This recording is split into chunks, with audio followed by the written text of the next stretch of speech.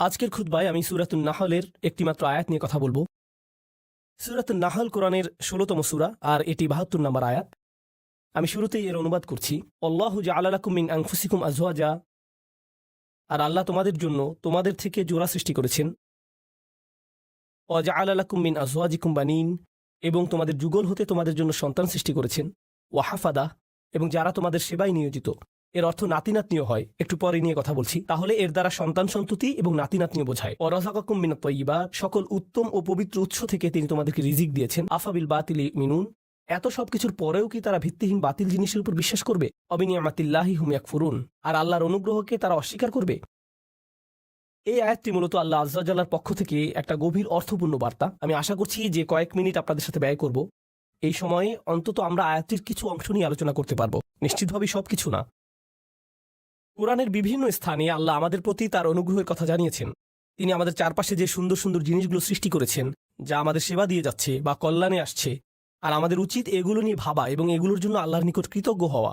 স্পষ্টত এই আয়াতের মূল কথাও আল্লাহর প্রতি কৃতজ্ঞ হওয়া, কারণ আয়াতটি শেষ হয়েছে কথা বলে অবিনিয়ামাতিল্লাহি হুম ইয়াকফুরুন, যে তারা আল্লাহর অনুগ্রহের প্রতি কৃতজ্ঞ। যদি এখান থেকে একটু পেছনে এসে লক্ষ্য করেন তাহলে বুঝতে পারবেন এই আয়াতে যা কিছু বর্ণিত হয়েছে সবকিছুর জন্য আমার আল্লাহর প্রতি কৃতজ্ঞ হওয়া উচিত। তাহলে স্পাউস, স্বামী এবং স্ত্রী, সন্তান, নাতি নাতনি ছাড়িয়ে আরও যারা আছে, একটু পরে এ নিয়ে কথা বলছি, আমার জীবনের সকল মানুষের জন্যই আমার কৃতজ্ঞ হওয়া উচিত। এটা তো দেখা যাচ্ছে বিশাল একটা চ্যালেঞ্জ, কারণ একটা আপেলের জন্য কৃতজ্ঞ হওয়া খুব সহজ, একটা গাড়ির জন্য কৃতজ্ঞ হওয়া খুব সহজ, কারণ গাড়িটা আপনি যা চান তাই করে। আবার খাবারের জন্য কৃতজ্ঞ হওয়া অনেক সহজ, কারণ এটি আমাদের সাথে সাথে পুষ্টি যোগায়। আপনার চাকরির জন্য কৃতজ্ঞ হওয়া সহজ, কারণ দিন শেষে আপনি বেতন পাচ্ছেন। কাপড়ের জন্য কৃতজ্ঞ হওয়া সহজ, এটি আমাদেরকে ঢেকে রাখে এবং ক্ষতিকর জিনিস থেকে সুরক্ষা দেয়। তো এমন সব জিনিসের জন্য কৃতজ্ঞ হওয়া খুবই সহজ, যেসব জিনিসের সুবিধা আমি তাৎক্ষণিকভাবে প্রত্যক্ষ করি, কিন্তু আমি বুঝতে পারছি না স্বামী, স্ত্রী, সন্তান এদের জন্য কিভাবে কৃতজ্ঞ হব। মানে বিষয়টা বেশ জটিল আকার ধারণ করতে পারে। সিরিয়াসলি, আপনি তাদেরকে দেখেছেন? তারাও আশীর্বাদ। আপনি আমার বাবাকে চেনেন, উনিও কি আশীর্বাদ? আমার বাচ্চাদের কখনো দেখেছেন তারা কিভাবে আমার সাথে কথা বলে জানেন? তারা আমার জন্য অনুগ্রহ। এদের জন্য আমার কৃতজ্ঞ হওয়া উচিত। আমার জন্য আয়াতের অর্থ বলে দেওয়াটা খুব সহজ। এই যে আল্লাহ চান আমরা যেন কৃতজ্ঞ হই আমাদের স্বামী বা স্ত্রীর জন্য, সন্তানদের জন্য, নাতি নাতনিদের জন্য। প্রসঙ্গত এখানে আরো জটিল এবং মজার একটা ব্যাপার আছে। হাফাদাহ নাতি নাতনি অর্থে ব্যবহৃত হয়। প্রকৃতপক্ষে এটি হাফিদের প্রচলিত বহুবচন।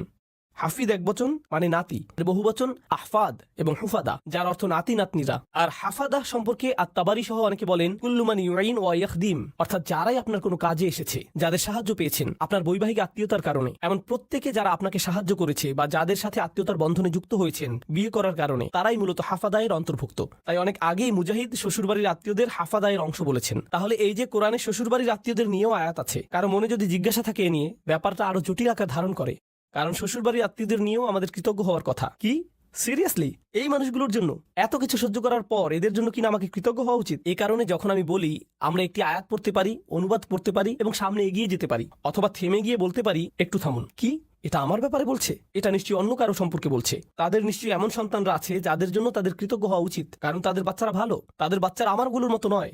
তাদের জীবনসঙ্গী নিশ্চয়ই তাদের অনেক প্রশান্তি দেয়, আমার জীবনসঙ্গী নয়। আমারগুলো কেবল আমাকে দুশ্চিন্তা এবং কষ্ট দেয় আর তর্ক করে। তাদের কাছ থেকে শুধু এটাই পাই। তারা তো আমাকে কৃতজ্ঞ হওয়ার কোনো কারণই দেয় না। ওরা সহজে কৃতজ্ঞ হতে পারে কারণ ওরা আল্লাহর নিয়ামত পেয়েছে, কিন্তু আমার পক্ষে তো এই পরিবারের জন্য কৃতজ্ঞ হওয়া সম্ভব না।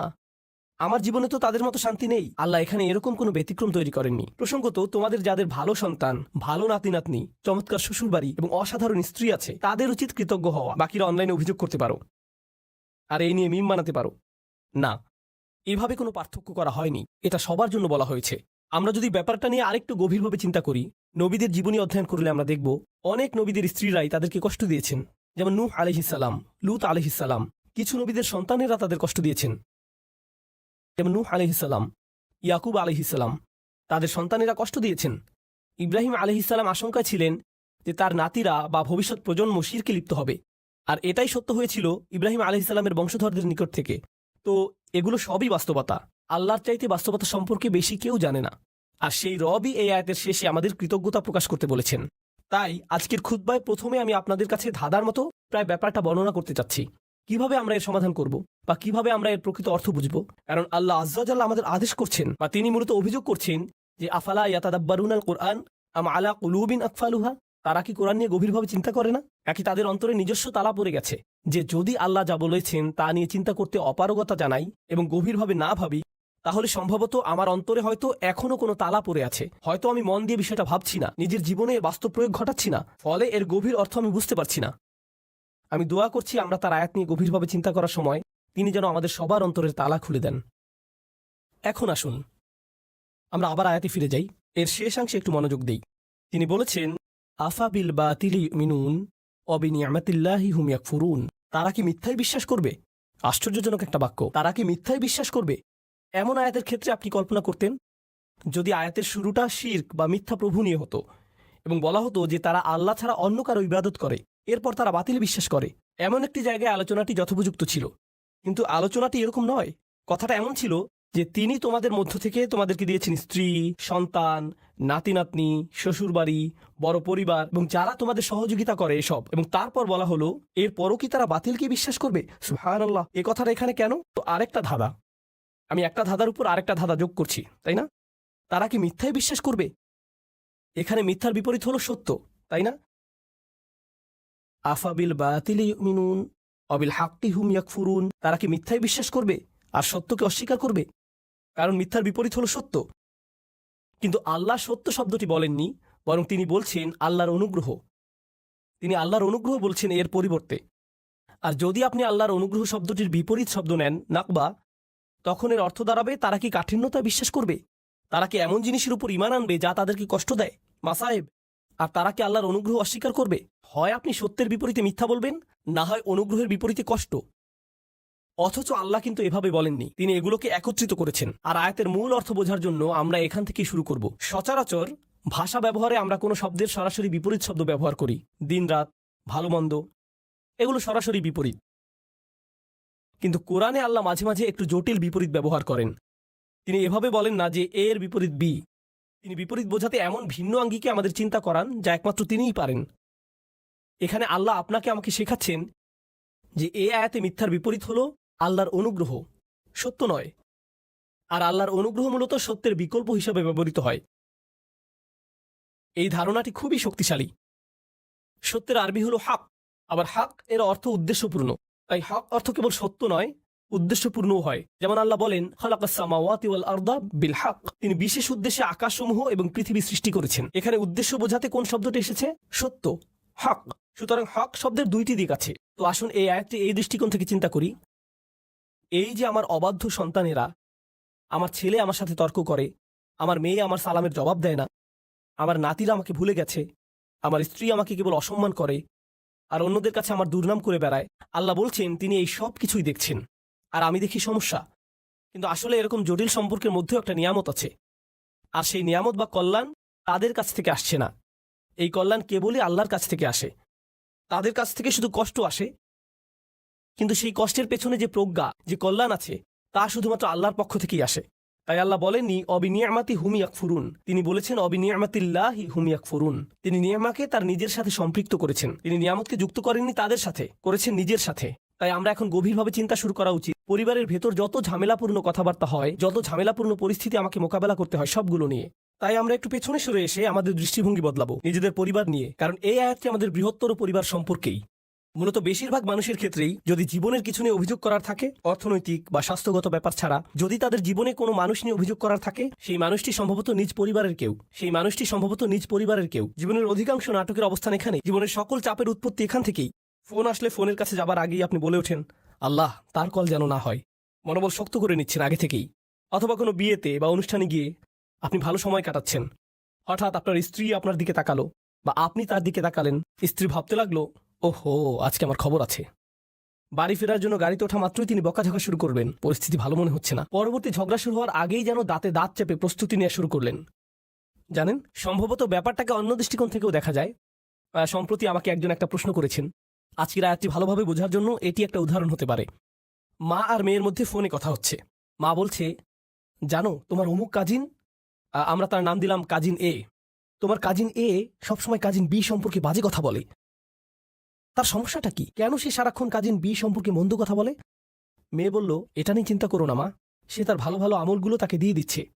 কারণ কারো পেছনে কটু কথা বললে আখিরাতে নিজের ভালো কাজগুলো তাকে দিয়ে দিতে হবে। তাই এ নিয়ে কোনো চিন্তাই করো না মা। মেয়েটি আমাকে জিজ্ঞেস করলো, আমি যখন এভাবে বলি, এভাবে বলা কি ঠিক? আমি এই কথোপকথনটি শোনার পর বললাম, আচ্ছা তোমরা যখন এভাবে আলোচনা করছো যে কাজিন এ এরকম খারাপ কাজ করছে, তোমরাও তো তখন গীবত করে ফেলছো, কাজটা উল্টা হয়ে গেল না? এরপর আছে আরেক সমস্যা, তুমি কি অতি সহজেই বলে ফেলছো না যে চিন্তা করো না, আমরা আখিরাতে তার কাছ থেকে নিয়ে নিব? কেউ যদি তোমার সারা জীবনের সঞ্চয় কেড়ে নিতে চায়, এখনই তোমার বাড়িতে এসে তোমার গাড়ির চাবি, ক্রেডিট কার্ডস, ব্যাংক পাসওয়ার্ড নিয়ে নেয় আর বলে বের হয়ে যাও, তখন তো বলবে না যে চিন্তা করো না, আমরা আখিরাতে নিয়ে নিব? তুমি তো এই জীবনের জিনিসগুলোই ছেড়ে দিতে পারো না, আর এত অনায়াসে তোমার কাজিনের আখিরাত ছেড়ে দিচ্ছ। কোনো সমস্যা নেই, আমরা শেষ বিচারের দিন নিয়ে নিব।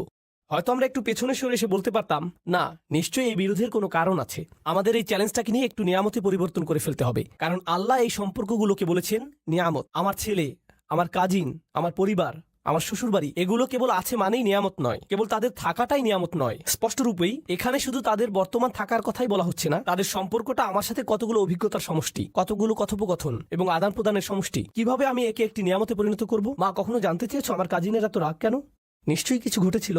কখন ঘটেছে? ও, তোমার মনে আছে ওই বিয়ের কথা, যেখানে অমুক অমুক ব্যাপারগুলো ঘটেছিল? ও, তখন থেকেই সমস্যা শুরু। আমরা হয়তো তাদের দুজনকে নিয়ে একসাথে বসতে পারি এবং সমস্যাটার একটা সমাধান করতে পারি, আমরা হয়তো সমস্যাটার সমাপ্তিতে সাহায্য করতে পারি, এটাকে আরো বড় করার পরিবর্তে এই নিয়ে পেছনে কথা না বলে, অভিযোগ না করে আমরা হয়তো সমাধানের একটা অংশ হতে পারি, যেন পরিবারটি আত্মীয়তার সম্পর্কের মাঝে যে নিয়ামত লুকিয়ে আছে তার অভিজ্ঞতা লাভ করতে পারে। আপনার পরিবারে যে মানুষগুলোর আগমন ঘটে, আমার পরিবারে যে মানুষগুলোর আগমন ঘটে, ভালো হোক বা মন্দ, আল্লাহ একটা উদ্দেশ্যকে সামনে রেখেই তাদেরকে আমাদের জীবনে পাঠিয়েছেন। তার সব কাজেই উদ্দেশ্য থাকে। মাঝে মাঝে আপনি আপনার ভাইকে দেখে ভাবেন, তুমি কিভাবে আমার ভাই? কখনো কখনো কিছু মানুষ তাদের বাবা মাকে দেখে ভাবে, সিরিয়াসলি তোমরা আমার বাবা মা? তোমাদের সাথে আমার তো কোনো মিলই নেই, কিভাবে তোমরা আমার মা বাবা? আপনি অবাক হয়ে ভাবেন, আমরা যদি একই পরিবারে না হতাম, আমার মনে হয় না তোমাদের সাথে আমি কিছু করতাম বা করার ইচ্ছা করতাম। কিন্তু আল্লাহ মানুষকে বিশেষ উদ্দেশ্যে একত্রিত করেন। তিনি ভালো করেই জানেন কাকে কার পরিবারে রাখতে হবে এবং কাকে কার সাথে জেনেটিক্যালি সংযুক্ত করতে হবে। এমনকি তিনি আপনার শ্বশুরবাড়ির ব্যাপারেও প্ল্যান করে রেখেছেন। ইন্না লিল্লাহি ওয়া ইন্না ইলাইহি রাজিউন। এর জন্যও তিনিই পরিকল্পনা করে থাকেন। এখন সবকিছুকে একটা বড় পরীক্ষা মনে হতে পারে, কিন্তু আমি যদি নির্দিষ্ট একটি দৃষ্টিকোণ থেকে আয়াতটি নিয়ে চিন্তা করি, আমাকে এখানে আশীর্বাদ খুঁজে পেতে হবে। আমি এখানে আশীর্বাদ খুঁজে পাবো না যদি আমি সবকিছুকে উদ্দেশ্যপূর্ণ দৃষ্টিতে না দেখি। সম্ভবত এই ঝগড়ার পেছনের উদ্দেশ্য আমাকে খুঁজে বের করতে হবে এবং সঠিক কাজটি করতে হবে, সঠিক কথাগুলো বলতে হবে যেন এই বিরোধের নিষ্পত্তি হয়। আল্লাহ এমন মানুষদের নিয়ে কথা বলেছেন যারা সত্যিই তাকে বিশ্বাস করে। তিনি তাদের সম্পর্কেও বলেন যারা বিপরীতে ফাসাদ তৈরি করে। তিনি বলেন, তারা ছিন্ন করে ফেলে আল্লাহ যা অবিচ্ছিন্ন রাখার নির্দেশ দিয়েছেন। পারিবারিক বন্ধনগুলো অটুট রাখা সত্যিই কঠিন। স্বামী স্ত্রীর সম্পর্ক মজবুত রাখা কঠিন। সন্তান সন্ততিদের মাঝে বন্ধন বজায় রাখা কঠিন। ভাই বোনদের মাঝে রাগারাগি তীব্র আকার ধারণ করতে পারে। পিতামাতা এবং সন্তানদের মাঝেও রাগারাগি তীব্র আকার ধারণ করতে পারে। আপনার নিজের পরিবার এবং শ্বশুরবাড়ির মাঝে মতবিরোধ প্রচন্ড খারাপ হয়ে পড়তে পারে। ওইগুলো ছোটখাটো মতবিরোধ নয়, কিন্তু এই সকল মতবিরোধের প্রতি আমি যদি উদ্দেশ্যপূর্ণ দৃষ্টিতে তাকাই, জানেন আমি কি করব? আমি কোনো না কোনো ভাবে এটাকে আশীর্বাদে পরিণত করব। আমি এই ঝগড়া সমাধানের একটা উপায় খুঁজে বের করব। আমি এই নিয়ে আলোচনা চালিয়ে যাওয়ার একটা উপায় খুঁজে বের করব। আল্লাহ আমাদের নবীদেরকে এমন সব কঠিন পরিস্থিতিতে ফেলেন, কিন্তু তবুও তারা এতে আল্লাহর নিয়ামত খুঁজে পান, কারণ তারা সবকিছুর দিকে উদ্দেশ্যপূর্ণ দৃষ্টিতে তাকান। তো এটাই আমাদের প্রথম শিক্ষা, আফাবি নিয়ামাতিল্লাহি হুম ইয়াকফুরুন থেকে। এই আয়াতের আরেকটা দিক আমি নিজেকে এবং আপনাদেরকে স্মরণ করিয়ে দিতে চাই। সেটা হচ্ছে আল্লাহ বলছেন, আল্লাহু জাআলা লাকুম মিন আনফুসিকুম আজওয়াজা। খুবই ভারী কিছু কথা। আল্লাহ কেবল বলেননি যে তিনি তোমাদের জন্য স্ত্রী দিয়েছেন। এটা অনেক সহজ হতো, আল্লাহু জাআলা লাকুম আজওয়াজা, আল্লাহ তোমাদের স্ত্রী দিয়েছেন, যথেষ্ট ছিল। কিন্তু না, আল্লাহু জাআলা লাকুম মিন আনফুসিকুম আজওয়াজান, আল্লাহ তোমাদের মধ্য থেকেই তোমাদের জন্য দিয়েছেন স্ত্রী, তোমাদের মধ্য থেকেই। এটা নিয়ে গভীরভাবে ভাবতে গিয়ে মুফাসসিরগণ চমৎকার কিছু কথা বলেছেন।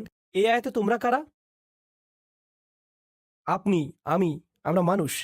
আরবিতে মানুষকে ইনসান বলা হয়, যা উনস এবং ইস্তিনাসের সাথে সম্পর্কিত। মানে এটি মমতা, আন্তরিকতা, ভালোবাসা আর সৌজন্যতার সাথে সম্পৃক্ত। এই অনুভূতিগুলো একজন মানুষের অন্তরে প্রদান করা হয়েছে। অন্যের অনুভূতির প্রতি শ্রদ্ধাশীল হওয়া, যেমন আল্লাহ তাআলা বলছেন কারো অনুমতি ছাড়া তার ঘরে প্রবেশ না করতে। আপনার বন্ধুর বাসায় গিয়ে সোজাসুজি ভিতরে চলে যেতে পারবেন না, তাই না? হাত্তা তাস্তানিসু, যতক্ষণ না অনুভব করেন যে আপনাকে আশা করা হচ্ছে। তো রাত ৩টার সময় বন্ধুর বাসায় এটা ভেবে যাওয়া উচিত নয় যে আমি এখন গেলেও সে কিছু মনে করবে না, আমি জাস্ট হেঁটে ঢুকে যাব। না, এভাবে সোজা ঢুকে যেতে পারবেন না। আর অস্বস্তিকর সময় যাওয়া উচিত না। আপনার অন্তত এই বুঝটা থাকা দরকার যে কখন যাওয়াটা উত্তম হবে। ইনসান অর্থাৎ মানুষ শব্দটি সরাসরি যত্ন, সৌজন্যতা এগুলোর সাথে সম্পৃক্ত। উনস এবং ইস্তিনাস, আল্লাহ বলেছেন তিনি আমাকে যে উপাদান থেকে সৃষ্টি করেছেন সেই একই উপাদান থেকে আমার স্ত্রীকেও সৃষ্টি করেছেন। তাই আমার যদি আবেগ অনুভূতি থেকে থাকে, ভাবনা থেকে থাকে, মতামত থেকে থাকে, তারও সেগুলো আছে। একজন স্ত্রীরও এভাবে ভাবা উচিত যে আমার যেমন আবেগ আছে, কিছু একটা যদি আমাকে বিরক্ত করে, কিছু জিনিস আমি ভালোবাসি, কিছু একটার প্রতি আমি আগ্রহী, তারও কিছু ব্যাপারে আগ্রহ আছে। আর এগুলো একই রকম হতে পারে না, কারণ আমরা একই রকম নই। ওমা খালাকাজ যাকারা ওয়াল উনসা ইন্না সা'য়াকুম লাশাত্তা। তিনি নারী পুরুষের মাঝে পার্থক্য সৃষ্টি করেছেন। একই সময়ে আমরা একে অপর থেকে ভিন্ন। আল্লাহ বলছেন, যখন মিন আনফুসিকুম আজওয়াজান, এই শব্দগুলোর মাঝে সত্যিই খুব সুন্দর একটা ইশারা রয়েছে, চমৎকার একটা ইঙ্গিত রয়েছে এই শব্দগুলোর মাঝে। যেহেতু সে আমার থেকে এসেছে, আমাকে সেই অনুভূতিটি বোঝার চেষ্টা করতে হবে। যদি সে কষ্টদায়ক কিছু বলে, কোথা থেকে এর উৎপত্তি হলো, কোন অনুভূতি থেকে এই আচরণের উৎপত্তি হলো, কোন কারণে সে এটা বলল, সে খারাপ এজন্য এটা বলেনি, সে রকচটা এই জন্য এটা বলেনি, এগুলো সহজ উত্তর, তাই না? সে অহংকারী তাই সে সব বলছে। সম্ভবত এর পেছনে যাকে আপনি অহংকারী বলছেন হয়তো তীব্র মনোবেদনা রয়েছে। আপনি আপনার মতো করে মনোকষ্টের সাথে ডিল করেন, আর সে তার মতো করে ভিন্ন একটি উপায়ে মনোকষ্টের মোকাবেলা করে। তার মনোবেদনাটা হয়তো কষ্টদায়ক শব্দের মাধ্যমে প্রকাশিত হয়, বা শব্দগুলো আপনার কাছে বেদনাদায়ক মনে হয়। যদি আমরা এই ইস্তিনাসের চর্চা করি, তাহলে আমাদের পারিবারিক সম্পর্কগুলোতে আপনি আপনার ছেলের আচরণকে অসম্মানজনক আচরণ হিসেবে দেখবেন না। আপনি দেখবেন এই অসম্মানজনক আচরণের পেছনে নিশ্চয়ই কোনো কারণ আছে, যার সমাধান হওয়া জরুরি। একটা দেয়াল তৈরি হয়েছে যা আপনাকে ভাঙতে হবে আপনার ভালোবাসা এবং সহানুভূতির মাধ্যমে, আর আপনাকে এটা করতে হবে উদ্দেশ্যপূর্ণ উপায়ে। বৃহৎ উদ্দেশ্যটা মাথায় রাখতে হবে। আল্লাহ এই মানুষগুলোকে, যাদের তিনি একটি পারিবারিক সম্পর্কে একত্রিত করেছেন, তিনি চান তারা যেন সংঘবদ্ধ থাকে। আল্লাহ চান তারা যেন তাদের প্রতিবন্ধকতাগুলোকে অতিক্রম করে। আল্লাহু জাআলা লাকুম মিন আনফুসিকুম আজওয়াজান ওয়া জাআলা লাকুম মিন আজওয়াজিকুম বানিনা ওয়া হাফাদা। এই আয়াতগুলোর আরো চমৎকার একটা দিক হলো, আল্লাহ তোমাদের দিয়েছেন সন্তান সন্ততি, আল্লাহ তোমাদের দিয়েছেন শ্বশুরবাড়ির আত্মীয় স্বজন, নাতি নাতনি, অন্য মানুষেরা যারা তোমাকে সাহায্য করবে, তোমার উপকারে আসবে। আল্লাহ আজ্জা জাল্লাহ বলছেন, সব শুরু হয়েছে আজওয়াজ থেকে, অর্থাৎ আপনি বিয়ে করেন, আর যখন বিয়ে করেন তখন অন্য একটি পরিবারের সাথে সম্বন্ধ যুক্ত হন। যেহেতু আরেকটি পরিবারের সাথে আপনি এখন সম্পর্কের বন্ধনে আবদ্ধ, একদিন হয়তো চাকরি হারিয়ে ফেললেন বা অন্য কোনো বিপদে পড়লেন, সে সময় হয়তো আপনার স্ত্রীর খালাতো ভাইয়ের এক বন্ধু আপনার বিশাল এক উপকার করলো। জানেন, এই যে সম্পর্কগুলো তৈরি হয়েছে, যেগুলোর মাধ্যমে আল্লাহ আপনাকে সাহায্য করেন, রিজিক প্রদান করেন, এমন সব উপায়ে যা ছিল অকল্পনীয় শুধু ওই আত্মীয়তার কারণে, কারণ ওই আত্মীয়তার মাধ্যমে কানেকশন তৈরি হয়েছিল। তো আল্লাহ আমাদের বলছেন, এই সম্পর্কগুলোর দিকেও তাকাও। মানুষের সাথে যে সম্পর্কগুলো তোমাদের আছে আর তোমাদের জীবনে ওই সম্পর্কগুলোর প্রভাব, এগুলো সবই আল্লাহর প্ল্যান। তিনি এগুলো প্রদান করেছেন। যে মানুষগুলো আমার জীবনে এসেছে তিনি সেগুলো প্রদান করেছেন। এর মানে এটা নয় যে সবাই সবসময় কাজে আসবে, এর মানে এটা নয় যে সবাই খুবই ভালো, কিন্তু এর মানে এটা যে আমাদেরকে সবকিছুর দিকে উদ্দেশ্যপূর্ণ দৃষ্টিতে তাকাতে হবে। এই উদ্দেশ্যটা সবার আগে মাথায় রাখতে হবে। এখন খুতবার শেষ অংশে আমি এই ধাঁধাটার কথা বলবো, যা পুরোপুরি এখনো সমাধান করিনি। আফাবিল বাতিলি ইউমিনুন, তারা কি মিথ্যাতে বিশ্বাস করতে থাকবে? এখানে এমনকি মিথ্যার কথা বলা হচ্ছে কেন? এই আয়াতটি হওয়ার কথা কৃতজ্ঞতা এবং অকৃতজ্ঞতা নিয়ে, কিন্তু আল্লাহ একে ঈমান এবং অবিশ্বাসের বিষয় বানিয়ে ফেললেন। ব্যাপারটা কৌতূহল জাগ্রত করে। তাহলে আমরা এখান থেকে কি শিখব? মূলত এখান থেকে আমরা শিখব, আমার ঈমান, আমার বিশ্বাস সরাসরি এই ব্যাপারটার সাথে সম্পৃক্ত যে আমি কতটুকু কৃতজ্ঞ। আমি যত বেশি কৃতজ্ঞ, আমার ঈমান ততই মজবুত। আমি যত কম কৃতজ্ঞ, আমার ঈমান ততই দুর্বল। আমি যদি অসত্য ব্যাপারগুলোর প্রতি বেশি গুরুত্ব প্রদান করি, এখানে বাতিল মানে আমি আমার পরিবারের দিকে তাকালে সমস্যা ছাড়া কিছুই দেখি না। আমি শুধু দেখি এই মানুষগুলোর কারণে আমার জীবন এতটা কঠিন, তারা এটা করেছিল, সেটা করেছিল, অমুক তমুক করেছিল। আপনার মাথায় সবসময় তাদের বিরুদ্ধে অভিযোগের তালিকা ঘুরতে থাকে, যেন আপনার মাথায় এর বসবাস সর্বদা। কল্পনায় বারবার ঝগড়ার সময়টাতে ফিরে যান। আমার এখনো মনে আছে তুমি কি করেছিলে, আমার এখনো মনে আছে তুমি কি বলেছিলে। তাদেরকে আপনি ওই ঘটনাগুলোর আলোকেই বিচার করেন। এখন আপনি তাদের দেখেন আপনার সমস্ত কষ্টের মূল হিসেবে। তারা এখন এতটুকুতেই সীমাবদ্ধ হয়ে গেল। এটাই হলো বাতিল। যদিও তারা আপনাকে কষ্ট দিয়েছে, এর পেছনে রয়েছে আল্লাহর নিয়ামত। আপনাকে অবশ্যই সেই নিয়ামত আবিষ্কার করতে হবে। যদি তাদেরকে আপনার জীবনের অভিসম্পাদে সীমিত করে ফেলেন, যদি তাদেরকে জঘন্য মানুষে বা কষ্ট দেওয়া মানুষে সীমিত করে ফেলেন, তারা মানুষ, তারা শয়তান নয়। কেউই ফেরেশতা নয় এবং কেউই শয়তান নয়। আল্লাহ ফেরেশতা এবং শয়তান সৃষ্টি করেছেন, তারা ভিন্ন ধরনের প্রজাতি। আমরা মানুষ। এর মানে কি জানেন? আমরা কখনো ফেরেশতার মতো ভালো কাজ করি, আবার আমরা কখনো শয়তানের মতো মন্দ কাজ করি। আমরা মানুষ। তাই কারো ভালো কিছু দেখে আপনি কখনো বলতে পারেন না এই মানুষটা শুধু ভালো কাজ করে। একইভাবে কারো মন্দ কিছু দেখে আপনি বলতে পারেন না এই মানুষটা শুধু মন্দ কাজ করে। এখন আমরা মানুষকে সীমিত করে ফেলি, বিশেষ করে আমাদের পরিবারে শুধু তাদের ভুল ত্রুটিতে সংকুচিত করে ফেলি, আর শুধু ওই ভুলগুলো দিয়ে তাদের বিচার করি। তখন আমরা একটি মিথ্যা বাতিল ভাবমূর্তি তৈরি করি তাদের সম্পর্কে। এর মাধ্যমে আমরা আসলে আল্লাহর একটা নিয়ামতকে অস্বীকার করছি। আপনি তাদের মাঝে ভালোটা লক্ষ্য করছেন না, কৃত ভুলগুলো কাটিয়ে উঠে ভালো হওয়ার সম্ভাবনাটা আপনি লক্ষ্য করছেন না। মানুষের পরিবর্তন সম্ভব, মানুষের উন্নতি সম্ভব, তাদের বিকাশ সম্ভব, কিন্তু আপনি বাতিলে বিশ্বাস করা শুরু করলেন। আর আল্লাহ এই ধরনের বাতিলের বিশ্বাসটাকে এই আয়াতে তুলে ধরেছেন। সুবহানাল্লাহ, কি অবিশ্বাস্য ছোট্ট একটি আয়াত, কিন্তু এটি পাল্টে দিয়েছে যেভাবে আমি নিজেকে দেখি, এবং এটি পাল্টে দিয়েছে যেভাবে আমি অন্যদেরকে দেখি। আমি এখন আর এই ধরনের কথাবার্তা সহ্য করতে পারি না। ও তোমার অমুক আঙ্কেল, ওনার কখনো পরিবর্তন হবে না। তোমার চাচাতো বোন, সে সবসময় এমনই থাকবে। এই মানুষগুলো আমি জানি, তুমি জানো না। আমার বাবা, ওনার ব্যাপারে আশা করে কোনো লাভ নেই, একেবারে আশাহীন। কাউকে এভাবে আশাহীন বলার আমরা কে? কারো ভবিষ্যৎ নির্ধারণ করার আমরা কে? আফাবিল বাতিলি মিনুন অবিনিয়ামাতিল্লাহি হুম ইয়াকফুরুন। আল্লাহ আজ্জা জাল্লাহ আমাদেরকে সত্যিকারের মমতা দান করুন এবং কৃতজ্ঞতা দান করুন যে পরিবার তিনি আমাদের দান করেছেন তার জন্য। আল্লাহ আজ্জা জাল্লাহ আপনাকে দান করুন প্রজ্ঞা, শক্তিমত্তা এবং হেদায়েত, যেন পরিবারের ভেতরের চ্যালেঞ্জগুলো কাটিয়ে উঠতে পারেন, যেন ব্যাপারগুলো নিয়ে অর্থপূর্ণ গভীর আলোচনা করতে পারেন উদ্দেশ্যপূর্ণ উপায়ে আপনার পরিবারের সাথে। সবসময় যেন মনে রাখতে পারেন এই সকল চ্যালেঞ্জের পেছনে উদ্দেশ্য আছে। হয়তো বাহ্যিক দৃষ্টিতে কঠিন মনে হতে পারে, কিন্তু এর পিছনে আছে আল্লাহর নেয়ামত। আল্লাহ আজ্জা জাল্লাহ আমাদেরকে ওই নেয়ামতটা দেখার সুযোগ দান করুন এবং যেন কখনো এটা অস্বীকার না করি। আল্লাহ আমাদেরকে তাদের অন্তর্ভুক্ত না করুন যারা মিথ্যা দোষারোপ করে তাদের প্রিয়জনদের যে ভুলগুলো তারা করেছিল তার জন্য, আর আমরা তাদের উপর তা আরোপ করি আর তাদেরকে সেটা নিয়ে চিরকাল বেঁচে থাকতে হয় আমাদের ভুল অভিযোগ আরোপ নিয়ে। এই ভুলটাই ইয়াকুব আলাইহিসসালামের সন্তানরা করেছিল। তারা তাদের বাবার উপর ভুল একটি অভিযোগ আরোপ করেছিল, ইন্না আবানা লাফি দলালিম মুবিন, আমাদের বাবা বিভ্রান্তিতে হারিয়ে গেছেন কারণ উনি ইউসুফকে বেশি ভালোবাসেন। উনি অন্যায্য, আমাদের বাবা অন্যায্য এবং বিভ্রান্ত, এটাই আসল কথা। উনি অন্য যা কিছুই বলেন, উনি এসব বলেছেন কারণ উনি ইউসুফকে বেশি ভালোবাসেন। আমি ওনার উপদেশ শুনি না, কারণ আমি জানি উনি পক্ষপাত দুষ্ট। আমি জানি এখন যেহেতু তারা ওনাকে পক্ষপাতী হিসেবে কল্পনা করে নিয়েছে, ওনার ব্যাপারে একটি বাতিল ধারণা এঁকে নিয়েছে, একই কাজ আমরাও আমাদের পরিবারের সদস্যদের সাথে করতে পারি। আমরা তাদের শরীরে একটি বাতিল স্টিকার লাগিয়ে দিতে পারি। এখন তারা যাই বলুক এগুলোর কোনো অর্থ নেই, কারণ আমরা ইতিমধ্যে মেনে নিয়েছি তাদের সব কথা সেই একই ভুল জায়গা থেকে এসেছে। তাই আমি দোয়া করি পরস্পরের প্রতি এমন করা থেকে আল্লাহ আমাদের রক্ষা করুন এবং আমাদের পরিবারগুলোকে একত্রিত করে তুলুন। আল্লাহ আমাদেরকে সাহায্য করুন যেন কাটিয়ে উঠতে পারি এবং সুস্থ হতে পারি ওই ব্যথাগুলো থেকে যা আমরা তাদের কাছ থেকে পেয়েছি, এবং তিনি আমাদেরকে যে নিয়ামত দান করেছেন তার জন্য যেন সত্যিকার অর্থে কৃতজ্ঞ হতে পারি। বারাকাল্লাহু লি ওয়া লাকুম ফিল কুরআনিল হাকিম ওয়া নাফা'নি ওয়া ইয়্যাকুম বিল আয়াতি ওয়া যিকরিল হাকিম।